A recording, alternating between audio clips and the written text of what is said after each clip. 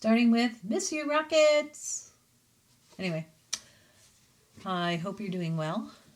I'm going to do a book called Granddaddy's Gift by Marjorie King Mitchell. So, I'm going to try and read this book so you can see the pictures. Here's the beginning. Granddaddy's Gift. A bit of a glare. Sorry about that. Okay, and it's illustrated by Larry Johnson. Granddaddy's name was Joe Morgan. I followed my granddaddy everywhere, so people called me Little Joe, but Granddaddy called me Daughter. Well, here they are. Hope that showed up good. I grew up on a farm in Mississippi when my grandma and with my grandmama and Granddaddy. Most people at the time didn't have much. Granddaddy owned his own land. He raised cows, pigs, and horses. He grew cotton, corn, and cucumbers.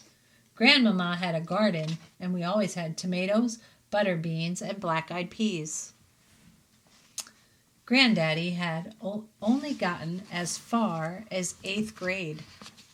He would have had to leave home to go further, and his daddy didn't have money to send him, so he worked in the fields, saved his money, and bought his land a little at a time.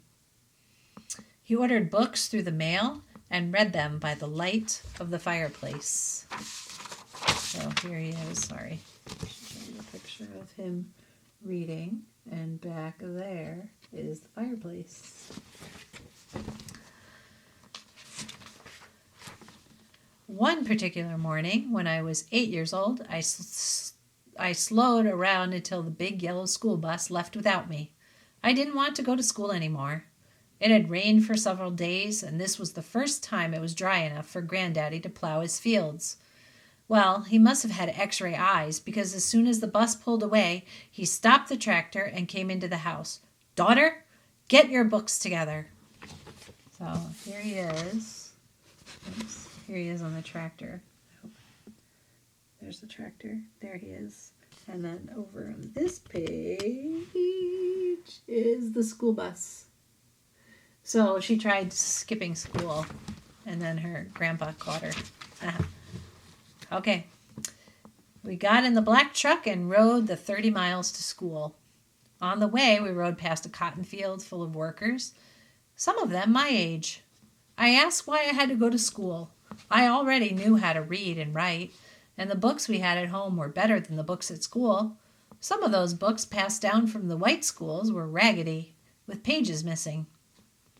Daughter, Granddaddy said sadly, I know they're not teaching you everything they should, but you have to go to school. I want you to learn as much as you can, so when you grow up, you can choose what you want to do. I didn't have that choice.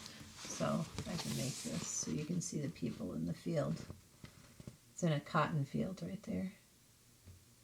Well, she's driving with her grandpa to school. And did you hear how far it is from school? If you think about Riverside and how close it is, they had to drive 30 miles to go to school. That's a really long time. It would take like 30 minutes or more to get to school in the morning on a bus, and it would probably take longer because they would have to stop to pick people up. So if you ride on the bus and they stop, and then it takes you longer. They had to go 30 miles and pick up people. That night after supper, Granddaddy said he was taking us to a meeting. We all got into the truck, me, my brother, and sisters. Granddaddy turned off onto a dirt road and drove for a long time. He told us many years ago segregation laws had been passed in the South to keep black people from having the same rights as white people, like the right to vote. He said it was important to vote, that let me go back because, readers, if they make a mistake, they go back and fix it. So I'm going to fix that sentence. He said it was important to vote, that it was a way for our voices to be heard. So here they are all dressed up with their, where is it? There we go. There they are. Sorry. Sometimes it's hard to do that with a book, you know? Anyway, when we finally arrived at a church, the parking lot was full, and cars were lined up on both sides of the road. Maybe I should read it like that. We found a place to stand in the back of church. A lawyer, Mr. James Marshall, was asking for volunteers. He wanted someone to try to register to vote. At first, nobody said anything. Then, from the back of the room, Granddaddy raised his hand. "I'll go," he said. The meeting ended with a song and a prayer for Granddaddy. In those days, it was dangerous for people to stand up for their rights. So think about how she may have been feeling, or her brother and sister, how they might have been feeling if they were afraid that their granddaddy was going to try to vote. Might have been a little scary, I think. That's just my opinion, but you can think about it. The next day, Granddaddy rode into town and parked his truck in front of the courthouse. He walked like he was going somewhere, the way he always did. As usual, I was right behind him. He went into one of the offices and told the lady behind the counter that he wanted to register to vote. The lady went into the back room and came back with a man.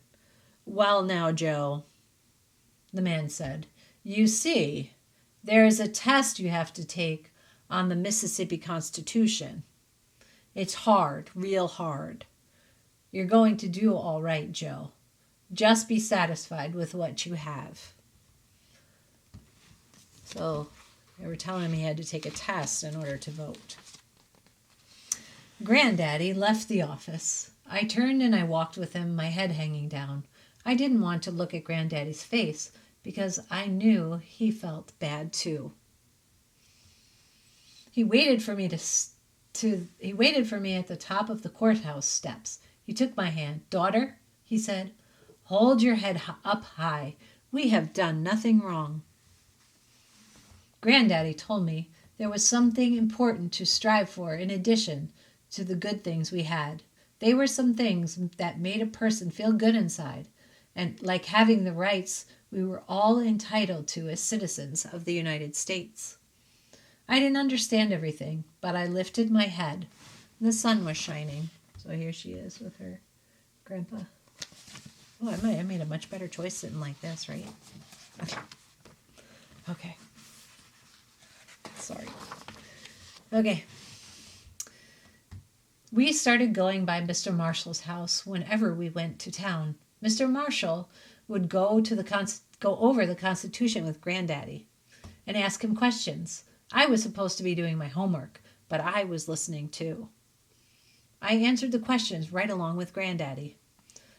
On the day that Granddaddy went to the courthouse with Mr. Marshall to take a test, a crowd gathered outside. People started shouting and calling Granddaddy bad names. Granddaddy had on his Sunday suit. Somebody pulled the coat and tore it.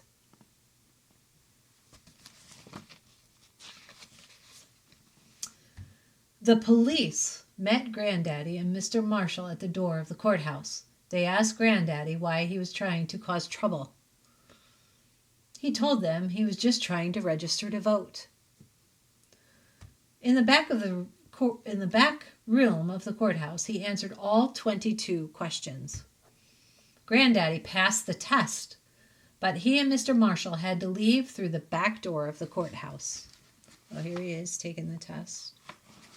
And he did all the questions and he got them right, so he should be able to vote, right? Because that's what the man said. The news spread quickly that Granddaddy was now a registered voter. That night, we all got in the truck and headed to the church. There was going to be a big celebration. As we drove up, we could see the bright orange flames shooting up against the dark sky. It's not good.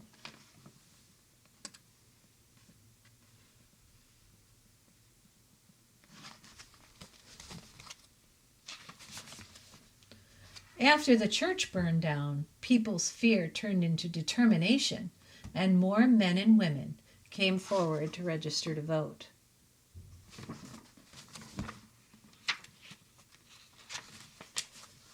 I understood why Granddaddy had wanted me to go to school. I never skipped school again, even if we did have raggedy books. On my 18th birthday, I went to register to vote. Granddaddy came with me. I didn't have to take a test on the Constitution. I had to fill out a card with my name, address, and date of birth. Now I could vote and make my own voice heard. Granddaddy had taught me to stand up for things, even if I was scared, and always to be proud. His gift never left me. At the top of the courthouse steps, Granddaddy took my hand. We had come a long way, but we still had a long way to go. So this is Granddaddy's Gift by Marjorie King Mitchell.